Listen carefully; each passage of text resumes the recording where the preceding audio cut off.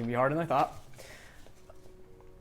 So today is exactly 6 years since my dad died. And there's a reason I'm telling you that. I've grown a lot in the past 6 years, and I've learned a lot about myself, about my dad, and about the struggles that a lot of people go through. And I think that those lessons have been really valuable for me, and I'm hoping they'll be valuable for you too. I think I've missed my dad more this past year than, frankly, since right after he died. And the reason is because I'm home. I spent all my 20s pretty much at school and then working away. And so after he died in early 2017, my day-to-day life didn't change that much because he wasn't present in those places. But when I moved back to Colorado last year, all of a sudden I was home and he wasn't. And so I felt his void more. And I think that's why I've been reflecting a lot more on him and on so many of these struggles in the past year. What you have to understand about my dad is that he was the ultimate people person.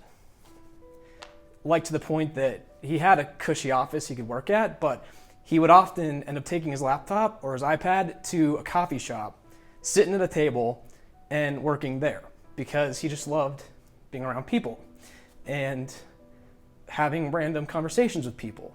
It's what gave him life.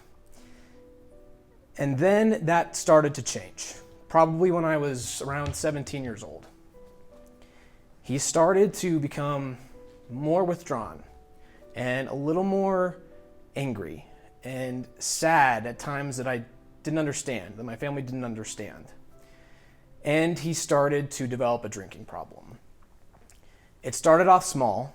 He would have maybe a drink with dinner every night and then 2 drinks with dinner every night.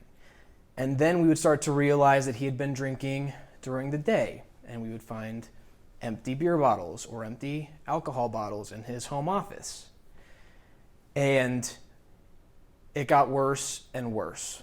And every time we would try to ask him about it, he would get very defensive and sometimes angry at us for asking. And then we would withdraw because the last thing that we wanted was to derail something that already felt so volatile. I now know that my dad was sexually abused when he was 4 years old. And it's something that I didn't know for most of his life. And even I think my mom only knew little bits and pieces of it. But it started to resurface for him later in life. And it drove him to addiction. And so before I stepped in front of this camera, I did just a little bit of Googling. I found these pretty eye-opening.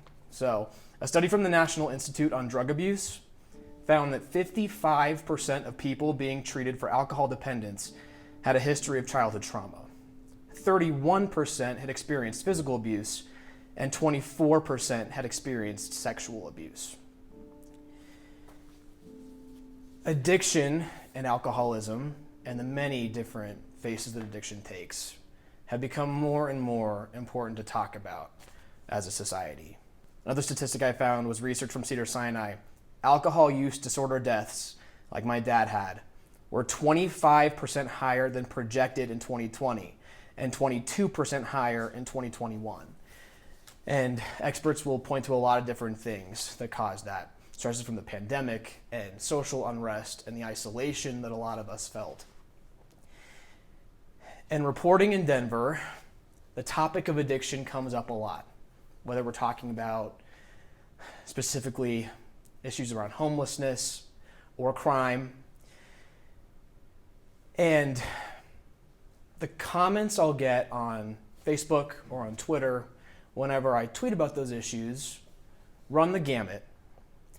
But I find that they tend to refer to those who are suffering with an addiction as some sort of an object, and frankly, a nuisance, and something that we need to solve as society, but not something we want to interact with directly. And the reason I feel like I've grown a lot this year is I've started to intentionally see my dad's face on those people. And if I see someone who's on the street and they may have just used drugs or they just drank alcohol, regardless of how they got it, rather than the initial feelings of anger, I try to picture my dad. And then I try to picture him as a 4-year-old. A 4-year-old who has just gone through something so traumatic and so scary, and to know that that will sit with him for the rest of his life until his life is cut too short. And it's okay to feel angry with those who are experiencing addiction. I was so angry with my dad at so many points along the way when he would have too much to drink, or when he would lie to us about drinking, or about the extent of his problem. But what's more important, is to move beyond anger and to hold compassion for those people who are going through something that you probably don't understand. And I think that as we all talk together about how to solve the issues that absolutely need to be addressed, we can't lose sight of the human aspect that sits with this and the humanity of every single person that's going through homelessness or addiction or even a life of crime. I guess I want to end by talking to anyone out there who's watching who, like me, has had a loved one who has struggled with addiction. I want to say that all of your emotions are valid. The anger and the resentment and the hurt. But I want to promise you that those will fade. And the more you start to understand the totality of the person that you loved, the more that their addiction will be a part of it, but it'll be a small part of the person that you knew and still know and still love. And to everyone, hug the people you love close. And thank you.